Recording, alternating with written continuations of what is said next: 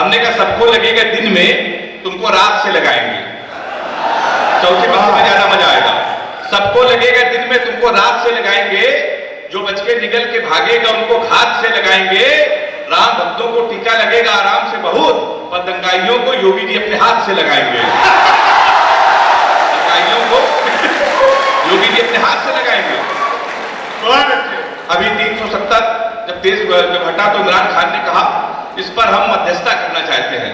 तो हमने कहा यार इस काम के लिए हमारे मोदी जी हैं, हमारा ये इंटरनल मामला है, तुमको बोलने की क्या जरूरत है। तो इमरान खान ने कहा नहीं, इस पर हम मध्यस्थता करेंगे। तो हमारे 4 बंदों से इमरान को भी निपटा दिया। हमने कहा इमरान ज्यादा बोलोगे तो तुम्हारी दस्तार चली जाएगी, सबकी पगड़ी। हमने कहा इमरान ज्यादा बोलोगे तो तुम्हारी दस्तार चली जाएगी, गोली चली इधर तो उस पार चली जाएगी।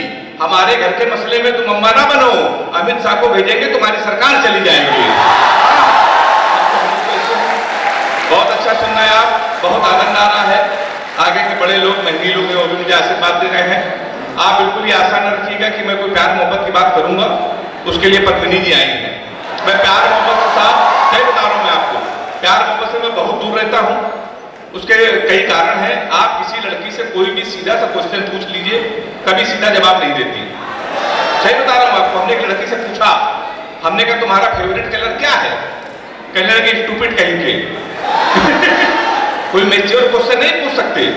तो हमने पूछा, हमने कहा 0.8 मिलीलीटर सल्फ्यूरिक एसिड को न्यूट्रलाइज करने के लिए कितने मोल बाइकार्बोनेट की जरूरत पड़ेगी। तब उसने बताया हमारा फेवरेट कलर पिंक है। तुम्हें बहुत जरूरत है उसका प्यार मोहब्बत से।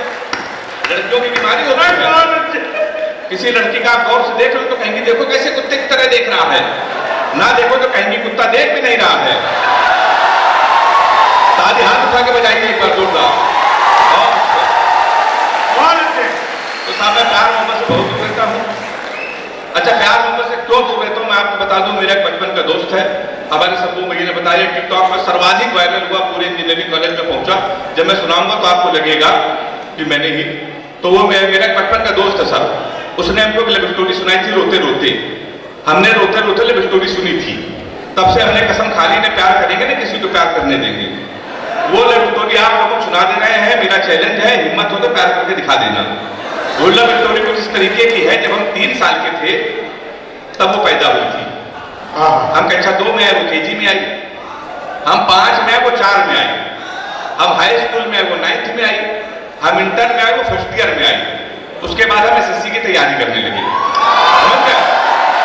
तो उत्तर प्रदेश में लड़के इंटर के बाद या तो IIT एसएससी करते हैं।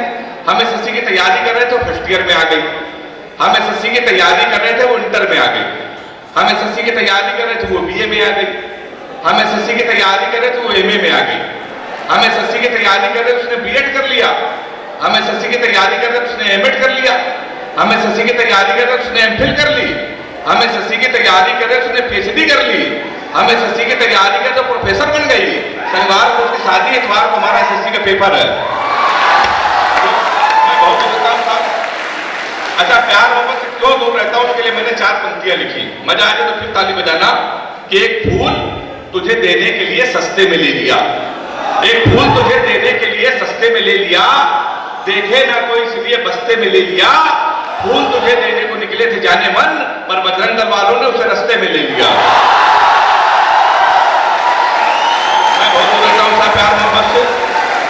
अच्छा साहब हम लोग तो हास्य कवि हैं, हम लोगों को कोई सीरियस नहीं लेता। लोग हम लोगों का आधा पागल समझते हैं, कोई सीरियस नहीं लेता। और हम लोगों की शादी भी इसलिए नहीं होती कि हास्य कवि पता नहीं किस तरीके का होगा। और हमारी तमाम शादियां तो इसलिए लौट गई कि मैं हास्य कवि। एक रिश्ता हमारे आया तो लड़की की माँ ने हमारी माँ से पूछा लड़का क्या करता है। हमारी माँ ने कहा कवि है। बोले उनके पिताजी क्या करते हैं। बोले वो भी कवि। बोले उनके पिताजी। बोले वो भी कवि। बोले क्या घर में कोई इंसान नहीं है। रिश्ता लौट गया। 1 महीने बाद फिर रिश्ता आया। फिर लड़की की माँ ने पूछा लड़का क्या करता। हमारी माँ ने कहा कवि। उन्होंने शादी मंजूर। अच्छा कवि के नाम से कई रिश्ते लौट गए। हमारी माँ ने कहा मंजूर क्यों। तो बोली जोड़ी बहुत अच्छी रहेगी, आपका लड़का कवि, हमारी लड़की पागल है। तो तमाम शादियां हमारी लौट गई। फिर एक दिन हमारी शादी फाइनल हो गई लखनऊ में। पिताजी ने कहा बेटा ऐसा है, सुबह 11 बजे तैयार हो जाना, लखनऊ चलेंगे, एक लड़की को पसंद कर लिया, तुम्हारी शादी फाइनल। हमने कहा ठीक। अब हम सुबह 11 बजे नहा धोकर सूट वूट पहन के तैयार। 11 बजे पिताजी का फोन आया, लगे बेटा ऐसा है हमको ऑफिस में काम आ गया है, तुम जाओ और होने वाली अपनी पत्नी को पसंद कर लो, शादी फाइनल। पर ये याद रखना, ब्राह्मण घर में पैदा हुए हो, ये घर की परंपरा होती है कि पहली बार किसी के यहाँ जाते हैं तो खाली हाथ नहीं जाते हैं। तुम जा रहे हो कुछ लेके चले जाना। अब हम उत्तर प्रदेश के, हम कट्टा लेके चले गए। फिर 2.5 साल बाद जमानत हुई हमारी, तो जमानत के बाद फिर एक रिश्ता आया। लड़की के पिताजी आए, कहने का तुमसे 2-3 क्वेश्चन पूछेंगे, लड़कों का आजकल इंटरव्यू लिया जाता है। हमने कहा पूछिए। कहने का बता दिया तो शादी फाइनल है, परमानेंट कैंसिल। हमने कहा पूछिए। कहने का तुम पढ़े लिखे कितना हो? हमने कहा अंग्रेजी से मैं किया है, अंग्रेजी का मैं टीचर हूँ। बोले अंग्रेजी आती है? मैंने कहा धारा प्रवाह आती है। बोले अंग्रेजी बोल लेते हो? मैंने कहा बोल लेता हूँ। बोले ABCD तो आती होगी। अब मैं इंग्लिश का टीचर, हमसे पूछ रहे ABCD आती है? हमने कहा आती है। कहने आती है तो छोटी ABCD सुनाओ। अब कहां सुनाते हैं छोटी ABCD? कहने के तुम अंग्रेजी फेल, गणित आती है? हमने कहा आती है। कहने के 45 का पाड़ा सुनाओ। अब उसमें फेल। कहने लगे आखिरी क्वेश्चन पूछ रहे, बता दिया तो फाइनली परमानेंट कैंसिल। हमने कहा पूछिए। कहने लगे हिंदुस्तान में सबसे बड़ा कांड क्या हुआ? हमने कहा जलियांवाला बाग। बोले वेरी गुड, कब हुआ था? हमने कहा 1919 में। बोले इसमें हुआ क्या था? हमने कहा अंग्रेजों ने हमारे कई 1000 आदमियों को मार दिया था। हमसे कहने लगे सबके नाम और पते बताओ। तो हमारी वो शादी भी कैंसिल। फिर एक दिन हमारी शादी हो गई। हमारे शंभू भैया जितने देश के बड़े कवि हमारी बारात आए थे। भारत और पाकिस्तान का सेमीफाइनल मैच था और हमारी शादी थी। तो हमने पिताजी से कहा पूरा देश मैच देख रहा है, हमारी आप शादी कर रहे हो? नहीं माने कर दी। भारत और पाकिस्तान का सेमीफाइनल मैच, हमारी शादी। हमारे जो कानपुर के दोस्त हमारी बारात में डांस कर रहे थे, कान में मोबाइल लगा के भारत पाकिस्तान सेमीफाइनल मैच की कमेंट्री भी सुन रहे थे। दोनों काम एक साथ कर रहे, बारात में डांस कर रहे, कान में मोबाइल लगा कमेंट्री सुन रहे। हम दूल्हे के बिल्कुल सजे थे, घोड़ी के ऊपर बैठे थे। जैसे बारात तक पहुंचने वाले थे, एक लड़का घूम के हमारी तरफ चिल्लाया, बोला छक्का। हम डर गए भाई साहब। हमने कहा कहां छक्का? कहने लगा विराट कोहली ने मारा है। तो हमने कहा कोहली ने मारा तो हमारी तरफ क्यों देख रहे हो? शादी के पहले से छक्का कह रहा हो, देख के हमको। हमने कब की मारे तो हमारी तरफ न देखना। पता चला 2 मिनट में इंडिया मैच जीत गई। किसी ने खुशी के मारे घोड़ी के नीचे सुतली बम रख दिया। अब वो बम फटा तो घोड़ी भागने लगी, हम भी भागने लगे। हमने चलती घोड़ी से पिताजी को फोन मिलाया। हमसे बोले कहां हो बेटा? हमने कहा पिताजी भाग रहे हैं। बोले किसके साथ? अच्छा, ताली तो आप लोग ऐसे बजा रहे समय बारात आए थे। हमने कहा घोड़ी के साथ। बोले शर्म नहीं आती? भागना किसी लड़की के साथ भाग जाते। हमने कहा पिताजी वो बह गई थी। कहने लगे आज घोड़ी बहकी है, कल को गधी बह गई तो उसके साथ भाग जाओगे। उन्होंने मोबाइल बंद कर लिया। एक हफ्ते लगातार हम भागते रहे। एक हफ्ते बाद उनको होश आया तो हमने अपने आप को जंगल में पाया। वहां 4-5 आदमी खड़े थे। हमने कहा कानपुर का पता बता दो, अपनी बीवी को विदा कराना है। तो उन्होंने कहा देखो ऐसा है, हमारे यहाँ रामलीला का पाठ चल रहा है, ये राम है, ये लक्ष्मण है, सूप नखा का रोल जिसे करना था नहीं आया, तुम सूप नखा का रोल कर लो। हमने कहा इसमें क्या करना पड़ेगा? बोले नाक कटवानी पड़ेगी। हमने कहा वो तो कर चुकी है। हमने उनकी बात मान ली। रात भर सूप नखा का रोल किया। सुबह 4 बजे हमारी आंख खुली, हमारे असली कपड़े गायब, वहां के आदमी गायब। सूप नखा के 10 में पैदल पैदल हम अपने घर पे। हमारे पिताजी छज्जे के ऊपर खड़े थे। हमने कहा पिताजी पहचाना? उन्होंने हमारी मां से कहा इसको कटोरा आटा दे दो।